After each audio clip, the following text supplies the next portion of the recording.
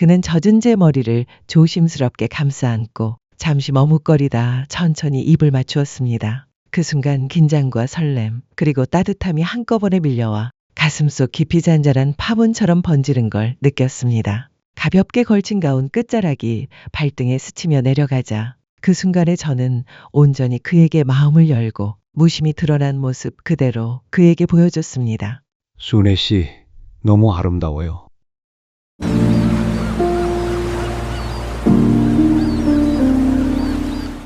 안녕하세요. 저는 올해 60이 된 여성입니다.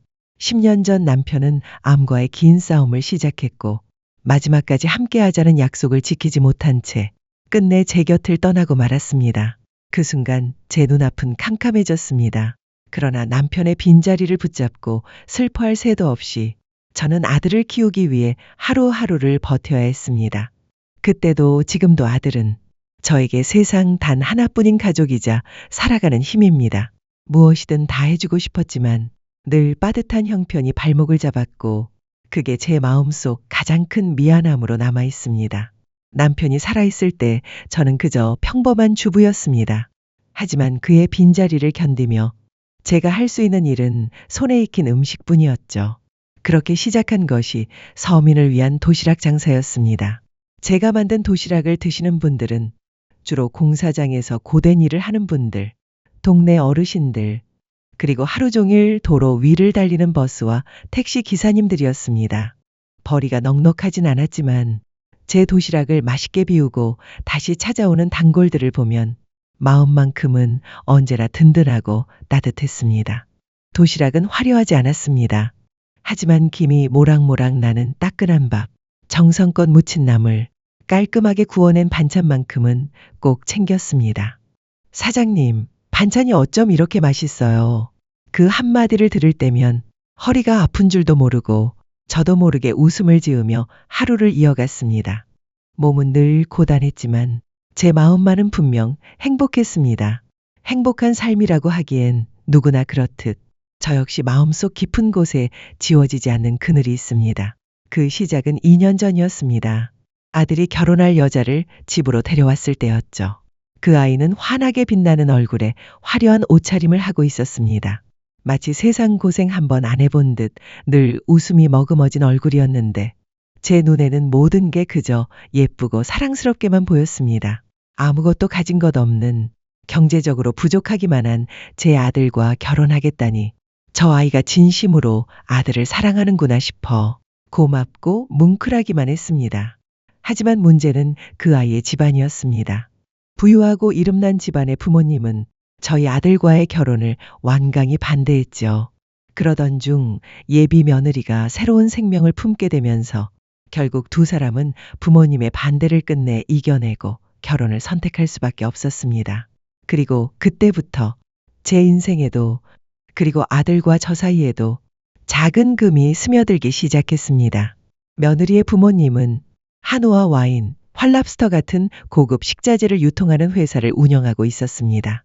이름만 대면 알만한 호텔들과 계약이 이어질 만큼 그 지역에서 손꼽히는 부유한 집안이었죠. 반면 저는 가게도 제대로 없이 작은 식당 하나 겨우 꾸려가는 입장이었으니 반대할 만도 하겠다고 스스로 이해하려 애썼습니다. 하지만 그들의 무시는 아이가 태어난 뒤부터 본격적으로 시작되었습니다. 손주가 태어나고도 제가 해준 게 없다는 미안한 마음에 바쁜 일상 속에서도 틈을 내어 아이라도 돌봐주고 싶다는 생각으로 며느리에게 전화를 걸었습니다. 혜린아, 요즘 많이 힘들지? 먹고 싶은 거 있으면 언제든 편히 말해. 아기도 내가 좀 봐줄게. 그러나 며느리 혜린이는 늘 차갑게 선을 그었습니다. 아니에요. 어머님도 바쁘시잖아요. 그리고 아기는 아직 어려서 아무나 돌보면 힘들어요. 아무나. 그 한마디가 제 귓가에 깊게 맴돌았습니다. 매번 통화를 끝낼 때마다 제 존재를 은근히 깎아내리는 듯한 며느리의 말투가 마음속에 스며들었습니다. 처음에는 사누라 예민해서 그러겠거니 생각했습니다.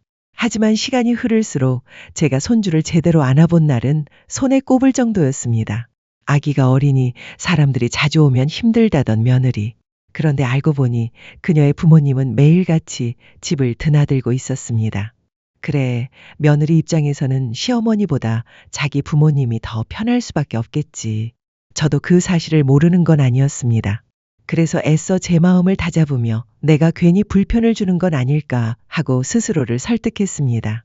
결국 저는 며느리와 손주에게 내밀던 작은 호의마저 조금씩 거두기로 했습니다. 그리고 다시 제 자리, 제 일, 제 삶에 집중하려 마음을 고쳐먹었습니다. 그러던 어느 날 오랜 지인이 말했습니다.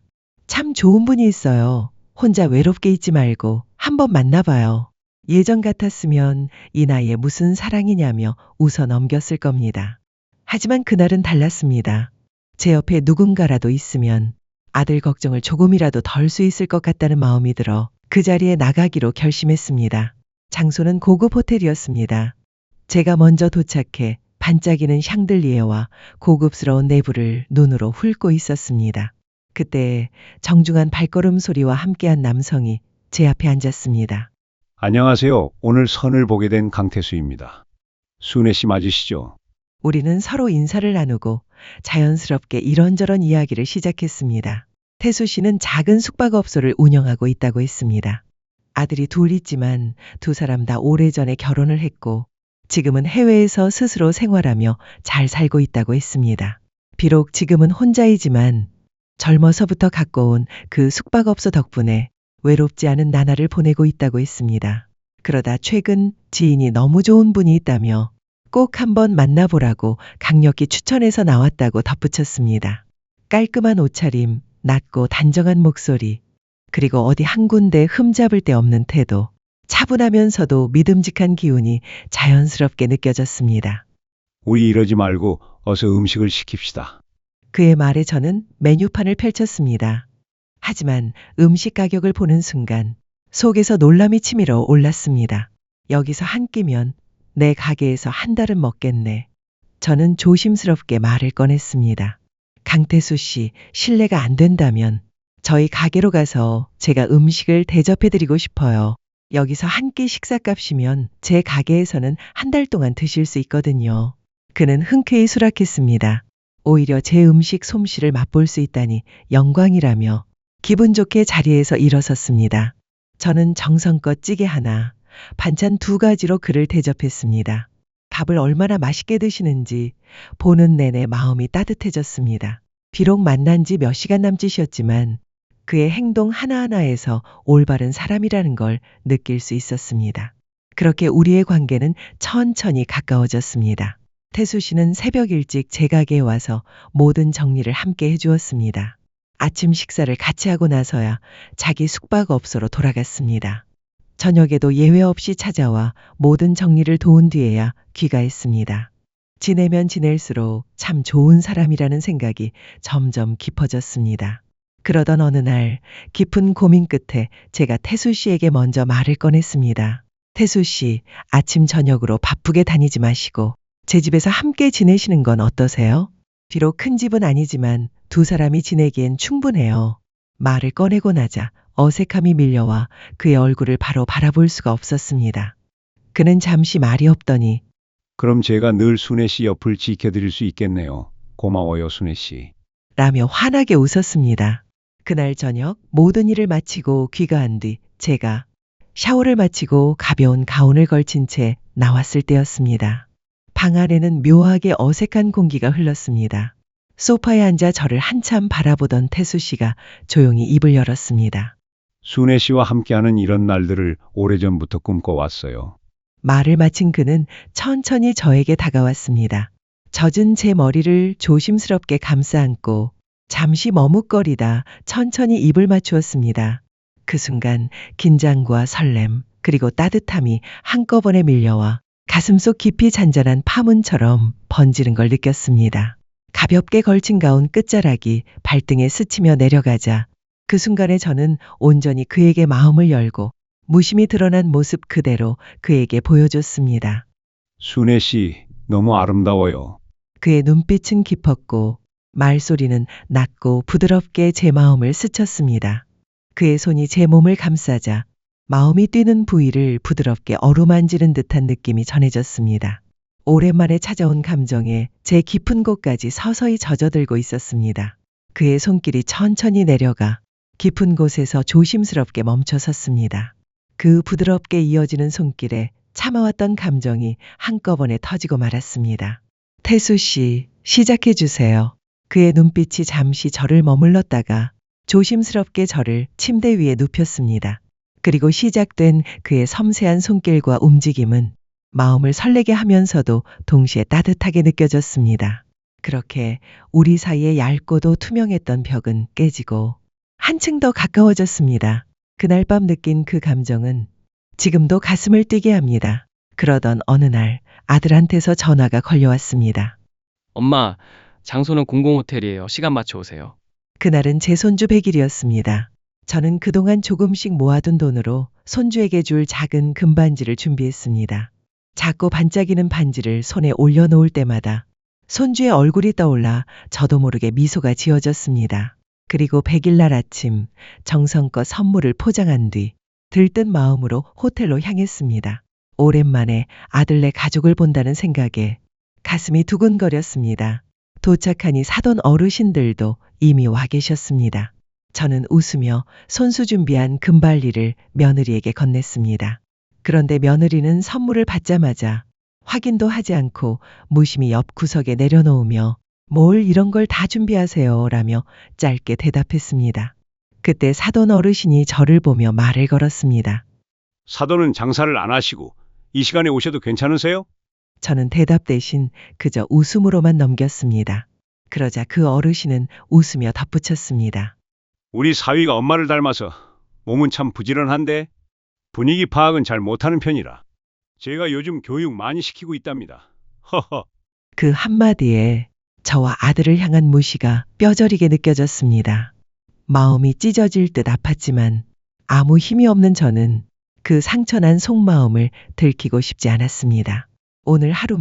오늘만 잘 넘기자 스스로를 다독이며 애써 웃음을 지었습니다.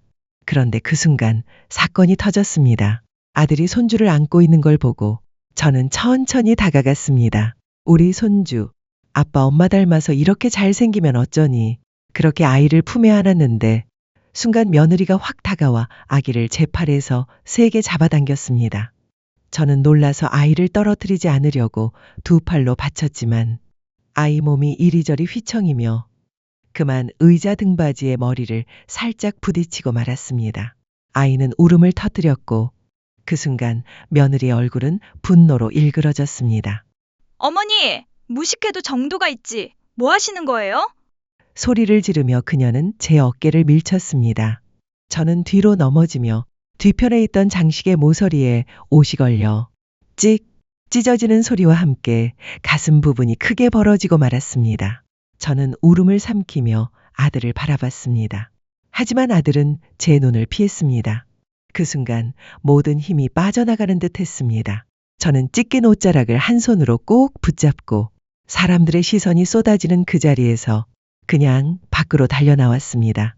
춥지도 덥지도 않은 날씨였는데 제 몸은 얼음장처럼 식어만 갔습니다. 호텔 로비에서 문 앞까지 가는 그 길이 그날따라 유난히도 멀게 느껴졌습니다. 발걸음은 자꾸만 무거워지고 머릿속은 하얗게 비어 아무 생각도 들지 않았습니다. 한참을 그렇게 서성이고 있을 때 누군가 제 팔목을 조심스럽게 붙잡았습니다. 돌아보니 다름 아닌 태수 씨였습니다. 그 순간이었습니다. 마치 길 잃은 아이가 집을 찾은 듯 요동치던 제 마음이 조용히 가라앉았습니다. 그는 아무 말 없이 근처 조용한 공원으로 저를 데려갔습니다.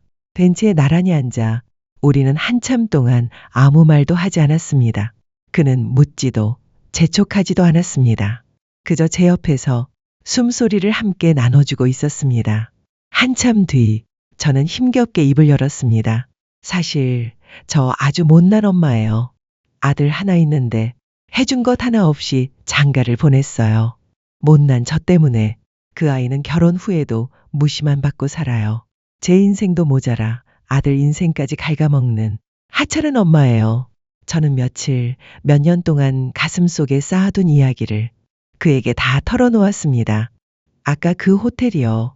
저 사돈 어르신들이 운영하는 회사가 이 호텔과 계약을 맺고 있어요. 그분들은 저와 아들을 늘 비교할 수 없는 인생처럼 대하죠. 제 이야기를 다 들은 태수 씨는 마치 결심이라도 한 듯 깊게 숨을 내쉬고 말했습니다. 안 되겠네요, 순애 씨. 우리 결혼해요. 사실 저는 작은 숙박업소 사장이 아니에요. 이 호텔의 사장이에요. 그의 고백에 저는 말문이 막혔습니다. 순애 씨를 속인 거 정말 죄송해요. 하지만 다른 뜻은 없었어요. 지난 수십 년 동안 많은 사람들이 제 모습이 아닌 호텔 사장이라는 겉모습만 보고 저를 인정해 줬어요. 그래서 제 진짜 모습을 좋아해 주는 사람을 만나고 싶었어요. 순애 씨만 괜찮다면 제가 남은 인생을 함께 책임지겠습니다. 그리고 제 손을 꼭 잡으며 말했습니다. 순애 씨, 남은 인생 저와 함께 당당하게 살도록 제가 해드릴 수 있어요. 저는 눈시울이 붉어진 그의 얼굴을 바라보며 조용히 고개만 끄덕였습니다.